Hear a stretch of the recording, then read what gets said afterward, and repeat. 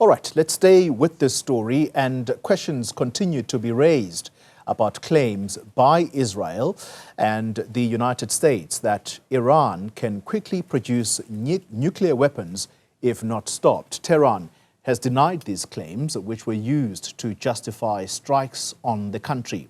The International Atomic Energy Agency says its officials were denied access to some of Iran's nuclear sites, raising concerns. Let's talk now to Stratek Global Chairperson and nuclear physicist, Dr. Kelvin Kemm, who joins us tonight. Dr. Kemm, good evening to you, and thank you very much for your time. Let's start with whether or not the claims by Israel and the United States that Iran was close to producing nuclear weapons. Is that clear, or was this a ruse for the ultimate attacks that have been visited upon Iran? It's not absolutely clear, but there's a large measure of uncertainty. When you make a nuclear weapon, there's sort of two aspects. One is to make the actual weapon, and the other is to make the uranium. The comparison can be, if you said, let's make a motor car engine, you could make the motor car engine, the blocks, the pistons, all the parts that move, but you still got to have petrol. So if you didn't have petrol, you'd have to make the petrol, otherwise the engine wouldn't work. That's the same with a nuclear weapon. You've got to make the weapon system, and then in it has got to go uranium. But that uranium has got to be what's called enriched uranium. The uranium that comes out of the ground is about 99% of a uranium called 238 and only 1% of 235. And the 235 is the one you want. It's the one that'll go bang. Yeah. So what happens with uranium enrichment is you've got to increase the percentage of the 1% by throwing away some of the atoms in the 99% so that the ratio changes. Now, in civilian world, a reactor like Coburg down by Cape Town, it runs on an enrichment of around the 5% mark. The small modular reactor, which has been developed in Pretoria by Stratek Global, and which we are ready to start building, runs on an enrichment of about the 10% mark. Some years ago, the international community agreed that 20% would be the cutoff level for commercial. Anything under 20%, you're dealing on the commercial turf. But if you go over 20%, you're getting into dangerous territory. For a good bomb, you need 90%. Now, the stories are that Iran had already enriched up to 60%. So why are they going to 60%? They're way above the commercial level of 20. So that's what got people worried. Then, with the International Atomic Energy Agency, they wouldn't allow inspectors to go and have a look to see if they only had the 60 and maybe had gone further. Now, the amount of enriched uranium you need to make a good bomb is only about 2 or 3 times the size of a cricket ball. So it's something that could be done in a laboratory level. You don't need a giant factory. So the fact that the International Atomic Energy Agency knew that they had some 60%, it's possible that they went to some 90%, a small amount. Yeah. In other words, enough to make, say, 1 bomb, or maybe enough to make 2 bombs, which, of course, is devastating if you remember what happened to Hiroshima and Nagasaki. Indeed. So one can understand the nervousness of the neighbors and the United States, for that matter, too. In principle, to take a nuclear weapon into the United States is not impossible. You could fly it on the light aeroplane or sail in with a small ship or something like that. So it's not as if you need massive bombers or something. So there's a lot of edginess involved, and it's because of the fact that Mr. Grossi's people from the IAEA were not allowed to go and be sure that the others got nervous. Obviously, there's also the opportunity from the Israeli side and the US side to say that we don't know. So rather, let's be safe than sorry, and let's go and bomb your facilities anyway. That's what basically happened. So even now, whether they've actually destroyed any uranium they might have had is in doubt. They undoubtedly have done a lot of damage to the facilities. One of the facilities was the uranium enrichment facility, and there were 2 others. So maybe they've stopped production, but possibly there's still some of the U-235 somewhere. Yeah. And all they have to do is carry that out. And maybe if they had a bomb system somewhere and put it to them, so in principle, they might still have enough of something to make a weapon. So it's not certain that they haven't got the ability. So that's where the uncertainty comes into the whole story. All right. I must say that I'm proud of South Africa, because a few years ago I spoke to Mr. Grossi's predecessor, Mr. Amano, the previous Director General, and he said South Africa is so incredibly well behaved that if everybody was as well behaved as South Africa, you'd have no problem. So I'm proud of the fact that us South Africans abide by everything. We do everything according to the books, and we're considered really good people in terms of IAEA inspections. So that's something that we should be proud of. All right. And just a note to you that the Iranian ambassador to South Africa was on this channel at the start of this conflict between itself and Israel, and he didn't seem to deny that uranium enrichment by his country was indeed at around the levels of 60%, which you mention. I'm saying this knowing that Israel is also a nuclear power. What do we know about Israel's nuclear ambitions, and whether it can be trusted not to attack an enemy? Good point. There's a treaty called the Nuclear Non-Proliferation Treaty, and for short it's called the NPT. South Africa signed on to the NPT some years ago. We had nuclear weapons. We were the first country in the world to declare that we had nuclear weapons, and the first country in the world to dismantle them in public under IAEA inspection, and then to say we'll never do it again. And ever since then, we've behaved exceedingly well.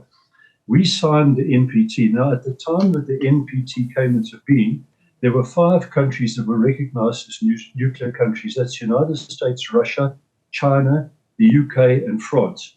So when they brought about this treaty, those 5 countries were allowed to keep their nuclear weapons when later certain limitations on the numbers that they could make. So those 5 countries keep them, and anybody else joining in is not allowed to have any. So you have to sign the NPT. Countries such as Israel have not signed the NPT. So in principle, they don't have to declare anything. They don't have to let inspectors go and have a look. So Israel is outside the NPT. We are in the NPT, as is Africa. And there was an agreement some years ago, the first in the world, by the way, called the Pelindaba Agreement, in which Africa got together and agreed that there'd be no nuclear weapons in Africa. So we had that. Then others followed after our good lead. So we don't know what the situation is with Israel. It's pretty open secret that it's extremely likely they have weapons. They've never made any attempt to deny it, and it's extremely likely they've got quite a few. And what you say, of course, is quite true. If they're very threatened and they feel that they might succumb, they could well decide to use one. So that's where there's incredible instability at the moment in the Middle East. And we'd hate to find that that suddenly escalates into a nuclear exchange that goes much further in the Middle East.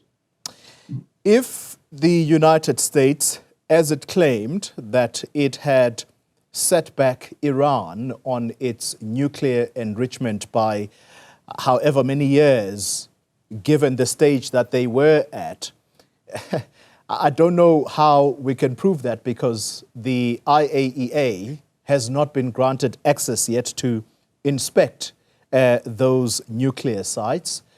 But where we are right now, do you think that indeed the Iranian nuclear enrichment program has been set back many years? And what do you make of the claims that before this attack, they possibly would have moved some of that arsenal into a safer location? Well, okay, as far as the setback is concerned, I'm sure that's likely to be true, because they dropped a number of these bunker buster bombs. They weigh about somewhat over 13 tons each, and they're about 3 meters long. So when that falls from the aeroplane, it goes about 300 kilometers an hour by the time it hits the ground. That buries itself in the ground deep and then explodes. And the explosion essentially induces what might be akin to an earthquake. So there's a localized earthquake there which shakes things to pieces underground. So I'm sure a lot of damage has been done to the systems. Whether they already had some uranium, as I said earlier, 3 times the size of, say, a cricket ball, that they carried away and therefore have it outside the system, one doesn't know. If they did do that, which I would have done had I been in charge then, which anybody is likely to do, so one's got to take into account it's distinctly possible they might have had some put somewhere else. So they could recreate a weapon in a pretty short time if they ever did make some 90%, but they did take some and put it somewhere else. Yeah. As far as the Israelis are concerned as well, they're in a position where they don't know. So they could at any stage make a move. So I think the way that you'd find out is that unlikely that Mr. Grossi's people are going to be able to look too soon, but it'll have to be through the normal intelligence systems of the agents of both Israel and US and so on the ground to see what they can find out and feed back to their government. It's a very, very tense period right now, because even as the US president was suggesting that a ceasefire deal had been agreed upon, but it appears that that is not holding just yet. Just out of interest, who is more risky between Israel, which is not party to any treaty that would allow inspection on their nuclear arsenal, versus Iran, which previously did allow for inspections, but at this stage, I guess, it's a wait-and-see game whether they will allow the representatives from the IAEA. Who is more risky between the two countries? I don't know if you can say who is, but undoubtedly on the Iranian side, they were hiding a lot of their work. So that makes one a bit worried. Why bury an enrichment facility deep underground if all you want to do is make uranium fuel? So that's the one thing. And obviously, Israel is small, although it's got obviously a powerful military, as they've demonstrated, but they know very well if they were overrun, they would never get their country back. So they've well and truly got their backs to the wall. So if you can imagine anybody got their backs to the wall well and truly might well take an aggressive stance if threatened to a certain point. So that's worrying. But the two sides are in a position now, we're both watching each other very warily, and I would not want to find that from one side to the other they fire some rocket that could be conceivably thought to be nuclear, in which case the other side fires instantly. So that's the type of thing now that people are on edge on both sides, and you want to calm this down. So President Trump now talks about ceasefire, but how they can just declare a ceasefire and expect everybody to stop shooting within instantly is very difficult.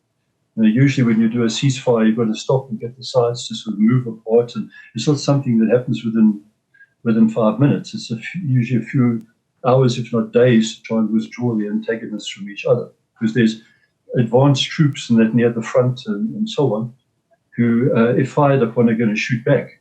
So you can't just send a message out, don't shoot. Yeah. If they get shot at, they're going to shoot back. So it's a difficult thing to impose.